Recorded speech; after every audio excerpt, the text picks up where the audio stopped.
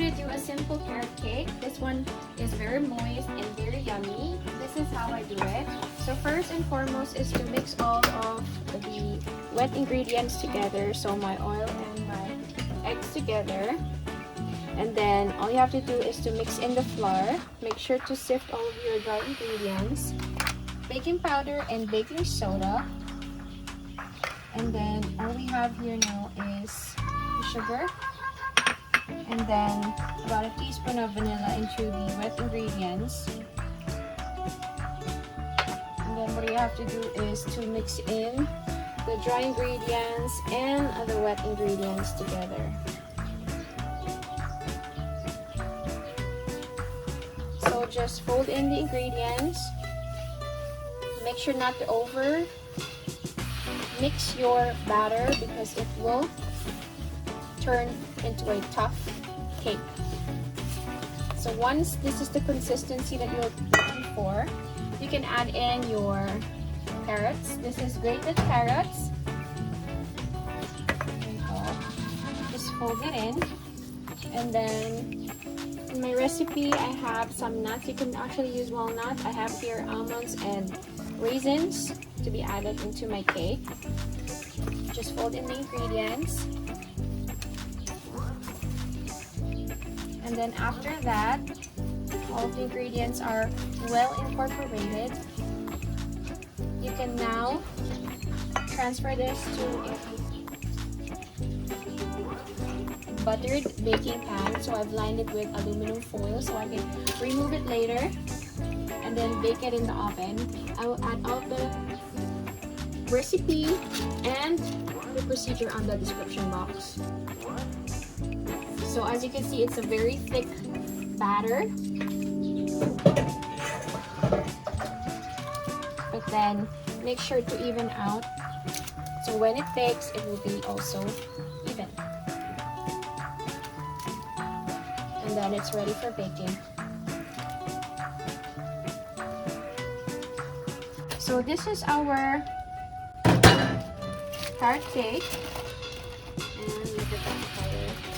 So we will just cool this down and then we can put icing when this cool down.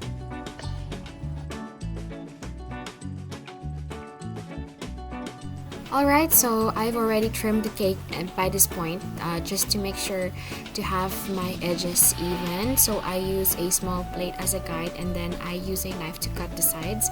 And then I use here cream and strawberry jam as the inner filling of my cake. And then for the sides, I just use a regular non-dairy whipped cream. And then I just piped some rosettes here, just to make it as a border of my filling. And then after that, I just top it with my cake. And then I just did my finishing touches on my cake. So this is more of like a naked cake. I really like it when my carrot cake is garnished like this or presented like this. So I'm just making sure that I'm having an even rosette here by doing like an alternate piping so that you'll get an even rosette on your cake. And then I use here some carrots. Basically I just use a peeler and then I actually boiled this for 30 minutes until it softens so that it's easier for me to roll it up like this. You can actually trim your carrots to be shorter if that's what you like, but also be mindful that when you have longer carrot means you have more petals for your rose. So that's what I used here. And I also use blue pea flour for my other garnish. We have it in a garden, so it's fresh from the garden. I really love that color. It also works perfectly with my theme, so I'm just adding it up using my tongs, golden tongs, and I'm just placing it alternatively with my carrot garnish here.